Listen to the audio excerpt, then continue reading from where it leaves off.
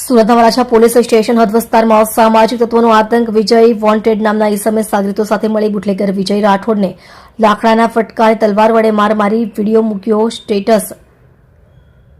વિજય વોન્ટેડે પોલીસને ખુલ્લો પડકાર ફેંકતા પોલીસ એક્શનમાં આવી। વરાછા પોલીસે તાત્કાલિક અસરથી વિજય વોન્ટેડની અટકાયત કરી તો ઇજાગ્રસ્ત વિજય રાઠોડને ગંભીર હાલતમાં સારવાર માટે હોસ્પિટલમાં ખસેડવામાં આવ્યો। જૂની અદાવતને લઈ ઇજાગ્રસ્ત વિજય રાઠોડ અને વિજય વોન્ટેડ વચ્ચે ઘણા સમયથી ઘર્ષણ ચાલતું હતું। ઇજાગ્રસ્ત વિજય રાઠોડ દારૂના ધંધા સાથે સંકળાયેલો છે અને તેની સામે 2 વખત પાસા હેઠળ કાર્યવાહી પણ થઈ ચૂકી છે। બીજી તરફ આરોપી વિજય વોન્ટેડ પણ મારામારી સહિતના અલગ અલગ ગુનાઓનો આરોપી છે અને તેની સામે પણ 2 વખત પાસા હેઠળ કાર્યવાही થઈ છે।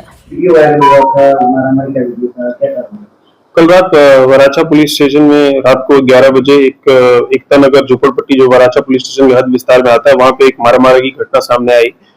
इसके तहत पुलिस ने तुरंत एक्शन लेते हुए खूनी कोशिश 1091 BNS 118(2), 115(2), 352, 324, 454 और GP एक्ट 135 के तहत फरियाद दाखिल की है।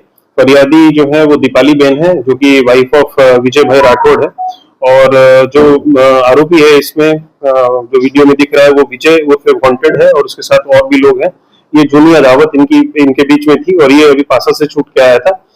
ये जो आरोपी है इसके ऊपर 4 ऑफेंसेस ऑलरेडी रजिस्टर्ड हैं। अमरोली, उतरान, वराछा और अमरोली में 4 FIR पहले रजिस्टर्ड है।